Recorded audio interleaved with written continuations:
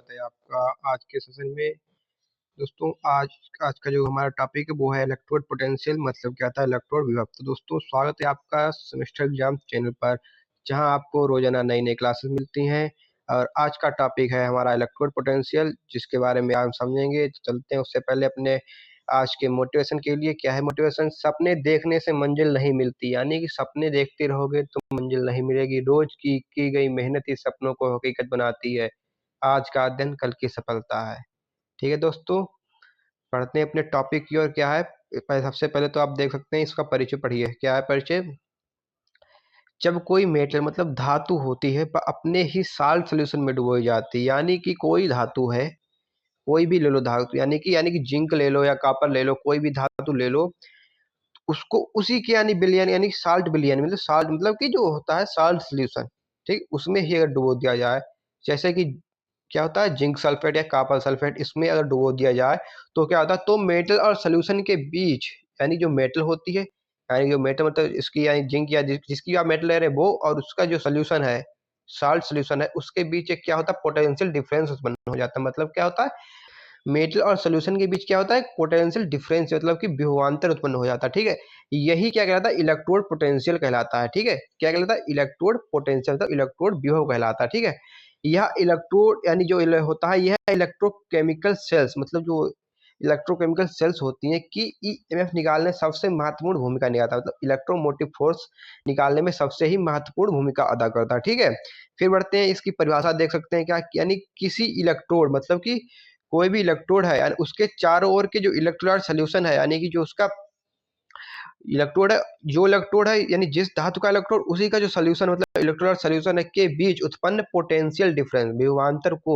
Electrode potential कहते हैं। ठीक है, क्या कहते हैं इलेक्ट्रोड पोटेंशियल कहते हैं। यह मेटल की आयन बनाने या आयन से मेटल बनने की प्रवृत्ति के कारण उत्पन्न होता है। यानी कि मेटल से आयन बनता है और आयन से मेटल बनने, इसी के कारण उत्पन्न होता है, इसी प्रवृत्ति के कारण यह उत्पन्न होता है। ठीक है, टाइप इसके देखते हैं कितने प्रकार के होते हैं। एक तो होता है हमारा ऑक्सीडेशन पोटेंशियल, एक होता है रिडक्शन पोटेंशियल। ठीक है, ऑक्सीडेशन पोटेंशियल क्या होता है देखते हैं। क्या है, जब इलेक्ट्रोड पर जो मेटल होती है यानी इलेक्ट्रॉन त्याग कर आयन बनता है। ठीक है, क्या जब इलेक्ट्रोड पर मेटल जो है वो इलेक्ट्रॉन त्यागती है और क्या आयन बनाती है। ठीक है, यानी जब ऑक्सीडेशन प्रक्रिया होती है, ठीक है, तब जो पोटेंशियल उत्पन्न होता है उसे क्या कहते हैं ऑक्सीडेशन पोटेंशियल। मतलब कि जब ऑक्सीडेशन यानी कि क्रिया होती है, यानी जब मेटल इलेक्ट्रॉन त्यागती है और आयन बनाती है, तब जो उनके बीच पोटेंशियल डिफरेंस आता है उसी को क्या कहते हैं ऑक्सीडेशन पोटेंशियल कहते हैं। फिर आता है रिडक्शन पोटेंशियल। क्या इसके बारे में देख सकते हैं। क्या, जब सोल्यूशन के आयन यानी जब सोल्यूशन होता है उसमें उसके जो आयन होते हैं इलेक्ट्रॉन ग्रहण करके मेटल में बदलते हैं, यानी जो सोल्यूशन के आयन होते हैं वो इलेक्ट्रॉन लेते हैं और क्या मेटल बना लगते हैं, तो धातु बनाने लगते हैं। ठीक है, धातु में जब बदलते हैं यानी कि जब रिडक्शन क्रिया होती है, यानी तब उत्पन्न पोटेंशियल, जब तब जो पोटेंशियल होता है उत्पन्न, तो उसको क्या कहते हैं रिडक्शन पोटेंशियल कहते हैं। ठीक है दोस्तों, समझ में आ गया होगा, बहुत ही सिंपल लैंग्वेज में लिखा है।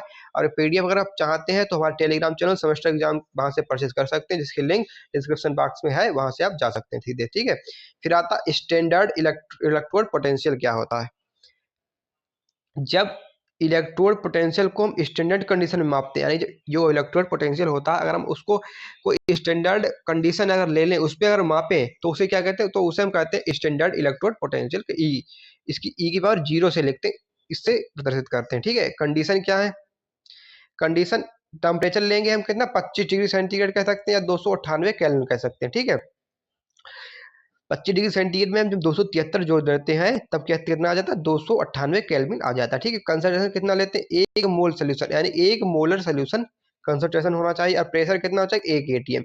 यानी कि जो हमारी कंडीशंस है वो क्या है, 25 डिग्री सेंटीग्रेड ताप होना चाहिए, एक मोलर सोल्यूशन यानी कंसंट्रेशन होना चाहिए। ठीक है,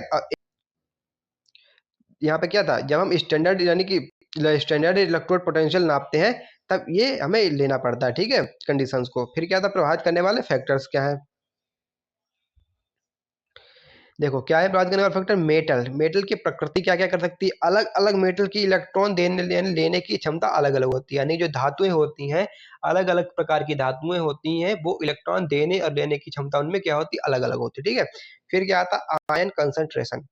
कंसंट्रेशन बढ़ने पर जो होता है पोटेंशियल भी बदल जाता है, यानी कि हम कंसंट्रेशन अगर बढ़ाएंगे या बदलेंगे कुछ भी करेंगे तो क्या हो जाता है पोटेंशियल भी चेंज हो जाता है। नॉर्डन इक्वेशन आप पहले ही वीडियो में पढ़ चुके हैं, ये मैंने पहले ही आपको बता दिया था। ठीक है, फिर क्या था टेम्परेचर। फिर आता है टेम्परेचर, ठीक है। टेम्परेचर मतलब टेम्परेचर बढ़ने से आयंस की गति और पोटेंशियल प्रभावित होता है, यानी टेम्परेचर बढ़ाएंगे तो आयंस की गति भी बदल जाएगी और पोटेंशियल भी क्या हो जाता है, प्रभावित हो जाता है, ठीक है। फिर कहता है प्रेशर, मतलब दाब कैसा कैसा रखते हैं। गैस इलेक्ट्रोड में जो होता है प्रेशर बदलने से पोटेंशियल बदलता है, नहीं जो गैस इलेक्ट्रोड होते हैं तो अगर प्रेशर चेंज करते हैं तो पोटेंशियल भी चेंज हो जाता है, ठीक है। फिर क्या आता है, उदाहरण देख सकते हैं आप। अब जिंक राड को ZnSO4 सोल्यूशन में तथा कॉपर राड को क्या कहते हैं, CuSO4 सोल्यूशन में डुबाया जाता है तो क्या होता है, जो जिंक होती है वो इलेक्ट्रॉन त्याग कर Zn2+ बनाती है, ठीक है। जिंक क्या करती है, इलेक्ट्रॉन त्यागती है और Zn2+ बनाती है, यानी इस पर जिंक पर क्या होती है, ऑक्सीडेशन अभिक्रिया होती है, ठीक है।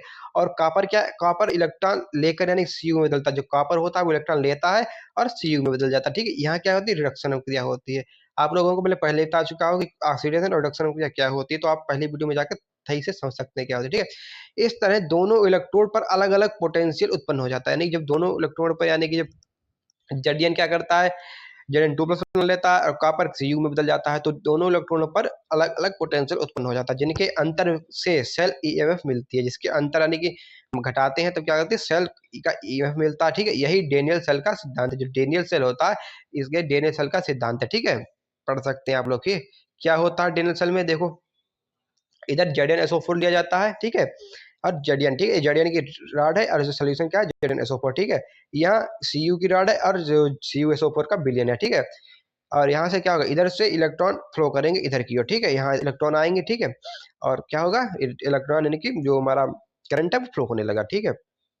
उपयोग क्या है, एप्लीकेशन देख सकते हैं। इलेक्ट्रोकेमिकल सेल की EMF ज्ञात करने में इसका प्रयोग होता है, ठीक है। इलेक्ट्रोकेमिकल जो सेल्स होते हैं उनका EMF निकालने में बहुत ही मदद होती है इससे। फिर क्या आता है, फिर आता है जो हमारा इलेक्ट्रोकेमिकल सेल्स की कार्य प्रणाली समझने में, किस प्रकार प्रक्रिया हो रही, कार्य हो रहा है, इसको समझने में भी इसका प्रयोग होता है। फिर क्या है, बैटरी के कार्य को समझने में, यानी कि जो बैटरी होती है उसके कार्य को समझने में भी इसका प्रयोग होता है, ठीक है। फिर मेटल की जो कोरिजन यानी कोरिजन होती है, यानी जंग, जो मेटल में जंग लग जाती है उसका अध्ययन करने में इसका बेहतरीन प्रयोग होता है, ठीक है।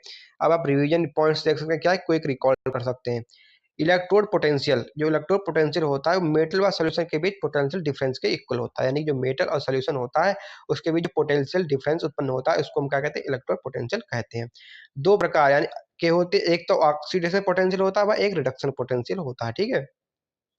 फिर होता है स्टैंडर्ड कंडीशन, क्या क्या होती है, 25 डिग्री सेंटीग्रेड ताप होना चाहिए, 1 मोल कंसंट्रेशन होनी चाहिए, 1 ATM होना चाहिए प्रेशर, पर हम इसे क्या कहते हैं, E0 से लिखते हैं, E की बार 0 से लिखते हैं। इलेक्ट्रोड पोटेंशियल को स्टैंडर्ड इलेक्ट्रोड पोटेंशियल कहते हैं।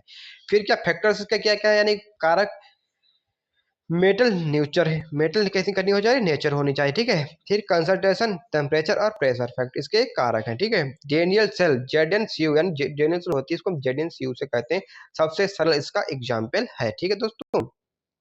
फिर क्या है, यहाँ पर हमारा टॉपिक पूरा होता, ठीक है। Best of luck for your exam. नियमित अभ्यास, सरल समझ और आत्मविश्वासी सफलता की सबसे बड़ी कुंजी है। जय हिंद दोस्तों, बने रहिए चैनल के साथ।